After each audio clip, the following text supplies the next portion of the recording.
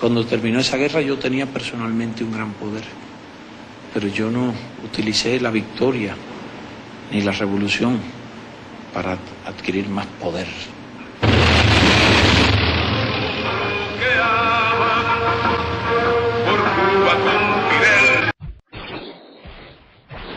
The past 2 years has seen a sharp rise in harassment and attacks against activists and journalists in Cuba. Criticism of the government is not tolerated in the country. The authorities continue to deny individuals their right to speak their mind. For more than half a century, the sight of a U.S. president here in Havana would have been unimaginable.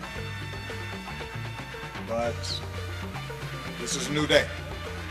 Cuba has been under the iron grip of a communist regime for almost 60 years now, and during that time the political refugees that have fled the island and the conflicts within the island itself have been the cause of much discourse, defined Cold War politics, and shaped the South Florida community to how it is today.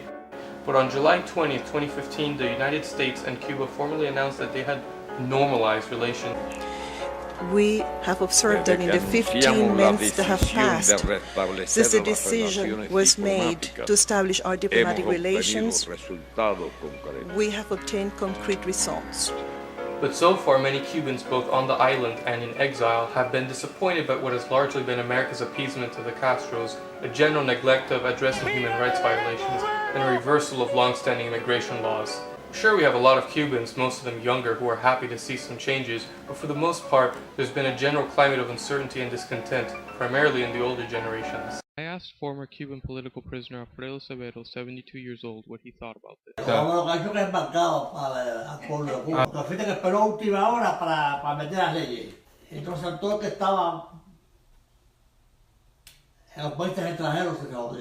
Sí. Porque para salir de Cuba tiene que estar autorizado. Es un convenio que hubo entre Cuba y Obama, olvídate, porque si no nadie sale. Cuando Fidel quiso, o el gobierno quiso, nadie pudo salir del país. Mr. Severo was imprisoned in a concentration camp for 17 years, much like these other Cubans. La vida de nosotros cambió 360 grados. Me condenaron a 30 años de prisión la revolución. Tuve 13 años por eso. Yo en el presidio político estuve 19 años. Nos dieron muchos golpes. Sí, yo me acuerdo que hasta el teniente Girón corría atrás de nosotros con una ametralladora. Salimos probando como ranas, como batracios. Mr. Severo and many like him believe the negotiations between the two countries have led to many steps backwards, especially when it comes to human rights. I can't even imagine what he must have felt when hearing this. Si hay presos políticos. Did you ask if we had political prisoners? Si hay presos políticos. Did you ask if we had political prisoners?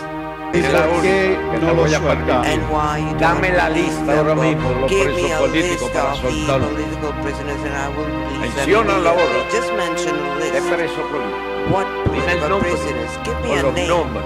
Or names. O cuando concluya la Or reunión me da una when lista de after los this meeting is over, you can give me Si a hay list esos of presos políticos, political prisoners. antes de que llegue la And if noche, we van a have estar those fuera. political prisoners, they will Ya. be released before No es correcto It's por not preguntarnos correct por presos to políticos. Dígame el ask nombre.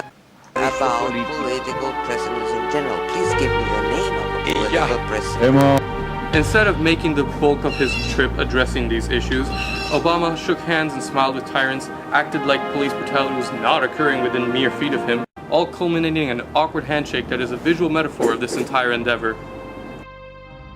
Regardless, this new amicable relationship has inspired many to travel to Cuba. Here's something that affects many Cuban Americans, like myself.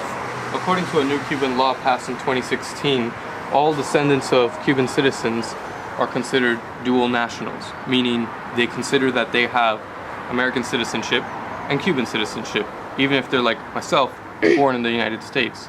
So if I arrive on Cuban soil with this passport, this American passport, I can get it confiscated and detained indefinitely on Cuban soil, or imprisoned, and pretty obvious that's not good. According to the website of the U.S. Embassy in Cuba, it says that Cuban authorities do not always notify the U.S. Embassy of the rest of dual nationals and may deny U.S. consular officers access to them. While such dirty tricks are nothing new to the Cuban government, it surprises me tremendously how the American government is neglecting the safety of many of its citizens. Unfortunately, there's not much the United States can do without causing an international incident. However, there's another way. Cuba is a member of the United Nations Human Rights Council. As a member of this council, Cuba has agreed to a set of rights and resolutions that it must follow, called the Universal Declaration of Human Rights. Cuba complies with some of these basic rights as set forth by the Council, such as rights to education and health coverage, but clearly violates other rights such as expression, religion, assembly, rights against torture, rights against detention without cause, rights of children, rights against discrimination, etc. In fact, the government has even banned its own citizens from viewing these rights. The Cuban people are powerless to even stand up for themselves because they are completely left out of the loop and do not know their own rights as set forth by the international community. I believe that negotiations are necessary to move forward in the right direction for the Cuban and American people, but I don't see that to be the case. The way I see it, this is going down a one-way street, only benefiting the Cuban government.